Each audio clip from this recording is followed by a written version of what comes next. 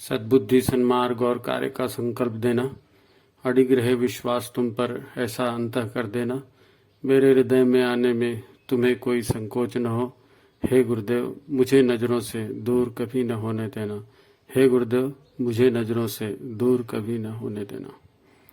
नमस्कार, गायत्री चिंतन धारा में आपका स्वागत है।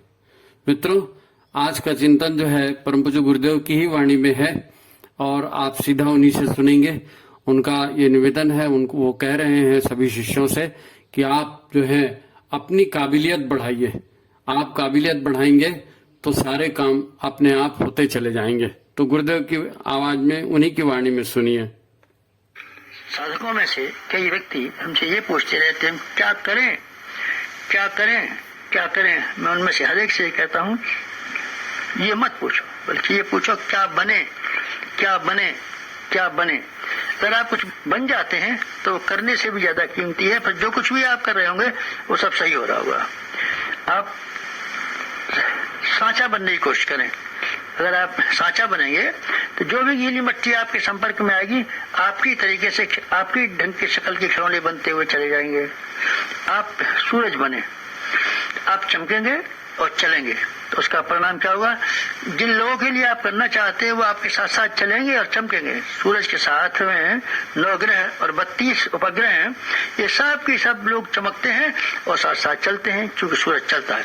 हम चले, हम प्रकाशवान हो, हम देखेंगे कि जिस जनता के लिए हम चाहते थे हमारा अनुगामी बने और हमारी ये नकल करे, आप देखेंगे कि आप चलते हैं तो दूसरे लोग भी चलते हैं। आप स्वयं नहीं चलेंगे और ये अपेक्षा करेंगे कि दूसरे आदमी हमारा कहना माने, मुश्किल बात। आप गलें और वृक्ष बने, तो वृक्ष बनकर के अपने जैसे असंख्य बीज आप पाएं कि अपने भीतर से पैदा कर डालें। हमको बीजों की जरूरत है, हम बीज आइए, बीज बनिए, बीज आइए, बीज लाइए। कहाँ से बीज आएंगे? आप गलिए, वृक्ष बनिए और अपने भीतर से ही फल पैदा कीजिए और प्रत्येक फल में से ढेरों के ढेरों बीज पैदा कीजिए। लीजिए, बन गए तैयार। अपने भीतर से ही क्यों नहीं बीज बनाए? मित्रों, जिन लोगों ने अपने आप को बनाया है उनको ये पूछने की जरूरत न पड़ी क्या करेंगे। उनकी प्रत्येक क्रिया इस लायक बन गई कि वो उनकी क्रिया ही सब कुछ करा सकने में समर्थ हो गई। उनका व्यक्तित्व इतना आकर्षक रहा कि प्रत्येक सफलता को और प्रत्येक महानता को संपन्न करने के लिए काफी था। अर्जुन देव जी थाली बर्तन साफ करते थे, उन्होंने अपने को आपको अनुशासन में डालने का प्रयत्न किया था और जब उनके गुरु ये तलाश करने लगे कि हमको कौन सा शिष्य को अपना उत्तराधिकारी बनाया जाए, तो सारे विद्वानों की अपेक्षा, सारे नेता, दूसरे गुण वालों की अपेक्षा उन्होंने अर्जुन देव को चुना। उन्होंने ये कहा, उनके गुरु रामदास जी ने, कि अर्जुन देव ने अपने आप को बनाया है और बाकी आदमी ये इस कोशिश में लगे रहे हम दूसरों से क्या कराएं और स्वयं क्या करें। जबकि होना ये चाहिए था कि अपने आप को बनाना चाहिए था। अर्जुन देव ने न कुछ किया था न कराया था, केवल अपने आप को बना लिया था। इसलिए उसके गुरु ने ये माना ये सबसे अच्छा आदमी है। सब ऋषियों ने अपने आप को बनाया था। उनके अंदर तप की संपदा थी, ज्ञान की संपदा थी। फिर बस जो कोई भी जहाँ कहीं भी रहते चले, जो कुछ भी काम उन्होंने कर लिया वो महानतम श्रेणी का उच्च स्तरीय काम कहलाया।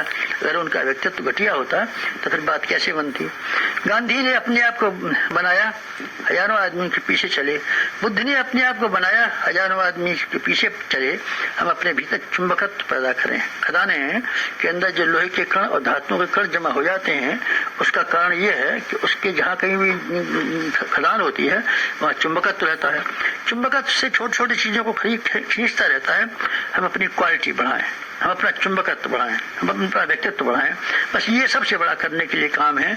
समाज की सेवा करेंगे, हाँ ठीक है, वो भी आपको करनी चाहिए, पर मैं ये कहता हूँ कि समाज की सेवा से भी पहले और ज्यादा महत्वपूर्ण इस बात को आप समझें कि हमको अपनी क्वालिटी बनानी है। खनिज में से जो धातुएं निकलती हैं कच्ची होती हैं, लेकिन जब पका करके ठीक कर ली जाती हैं और साफ सुथरी बना दी जाती हैं तो उन्हीं धातुओं का नाम स्वर्ण, शुद्ध स्वर्ण हो जाता है।